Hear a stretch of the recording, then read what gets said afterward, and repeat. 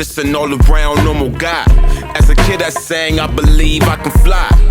I wanted to be an archaeologist and study dinosaurs. Nowadays I wonder why.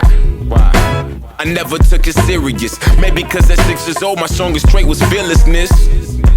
I just wanted to be me, but being me just wasn't good enough. Not good enough for me, I want to be more. My imagination started bubbling. I like to rap and dance and try to stay up out of trouble. Alright, so ready? Yeah, let's do it. For sure.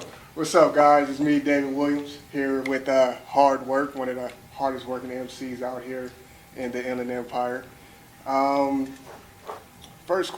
Just like the first statement, first time I seen you was on YouTube. You were doing a cipher with Noah James, Curtis King, and Dirty Birdie at the time. Yeah. Was that like your first cipher? Was that like your first time getting into into Cypher Effect? Yeah. Okay. Yeah, that was for DIY Fest. That was for DIY Fest 2014, I think. Yeah. Okay, yeah. for sure. And just being in that class, you got like IE legend like Dirty Birdie, Noah James, Curtis King, Triz in there. What was that like? It was pretty big, man. Because I did a couple of those, a couple of ciphers that year, and to be in there with me, I know Noah and I know Curtis. Right. We've been cool for a minute, and then I met Dirty Birdie when I moved to the IE a couple years ago.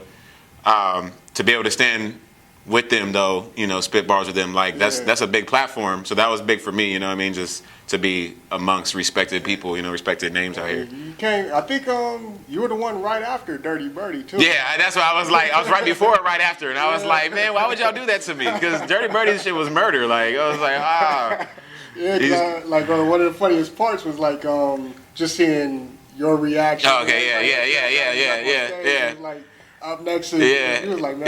It was like, man, y'all gonna put a lot of pressure on me, man. But you killed it, though. Yeah, thanks, man. Really Thank killed it. It was Thank real you. dope, brother. Thank you. Going on to when you just said you moved to the IU, are you from, the way you spell your name, Hawdwerk? Yeah. It sounds like Midwestern. It sounds like that.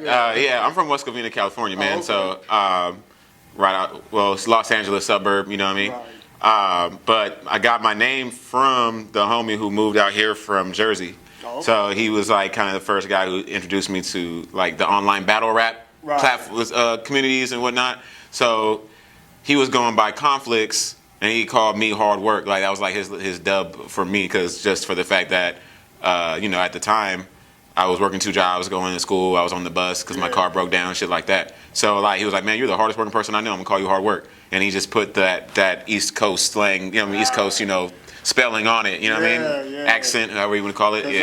Just listening to your work and stuff and seeing your name, I felt like I superimposed an accent onto you. Okay. Yeah, I feel you. Yeah. I guess I was like, man. And my pops is from the Midwest. He's from St. Louis. My mom's from Florida, so I might have a little bit of that. I might have a little bit of that slang in me already, but that was kind of Sure. And how long have you been in the game for?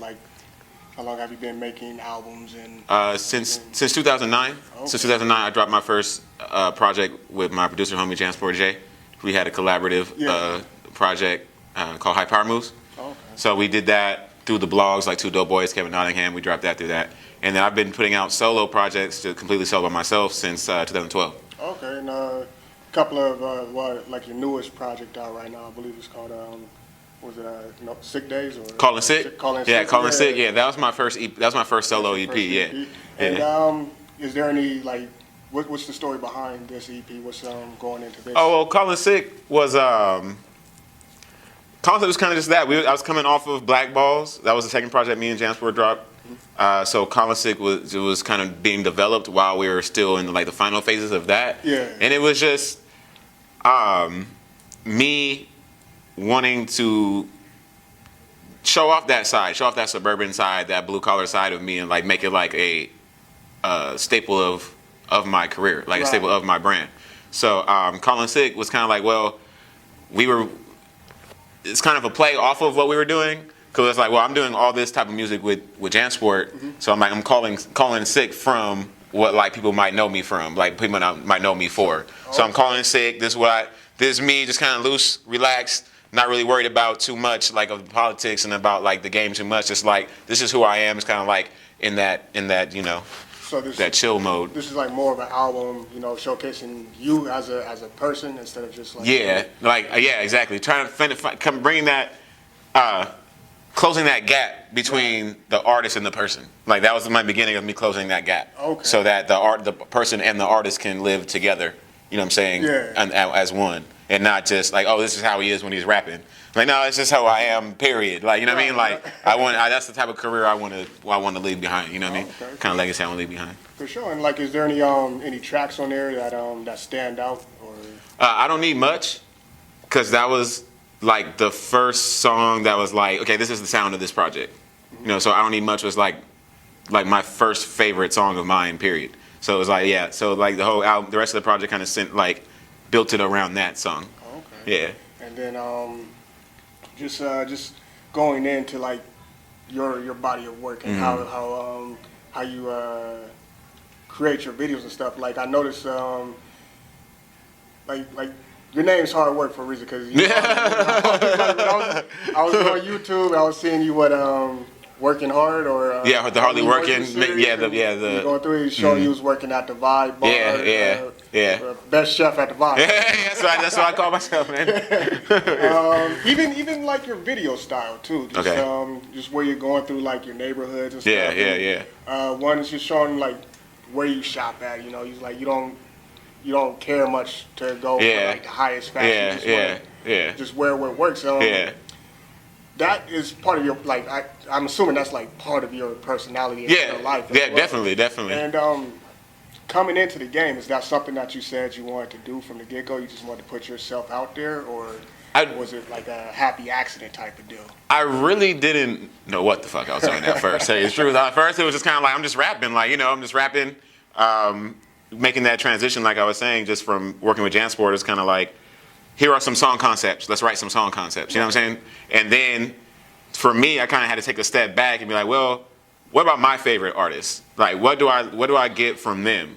And I always feel like, my favorite artists, I feel like I get them as a person as well, in their art. So it became a conscious decision after like a few years, but at first it was like, I don't know. And then I kind of just figured out how it was going along, what I should be doing, Who were a couple of artists that really inspired you to go into a career of rapping? Planet Asia, Busta Rhymes. Business-wise, I have to say Jay-Z. I wasn't always the biggest Jay-Z fan. I think I got into Jay-Z around like 2000 when he dropped Black Album. That's when I became like a fan of Jay-Z. I was like, oh, this is a tight. Like, oh shit. But then I feel like as somebody to look up to in the game business-wise, I think obviously he's probably the best example to follow. I mean, his body of work. His the way he promotes and advertises himself is something that's admirable. Yeah, exactly. Yeah. But I think I stopped listening to him after like the Blueprint. Okay. It was just like a lot of stuff I couldn't relate to. Right. Exactly. I don't have a G4. I guess I can't.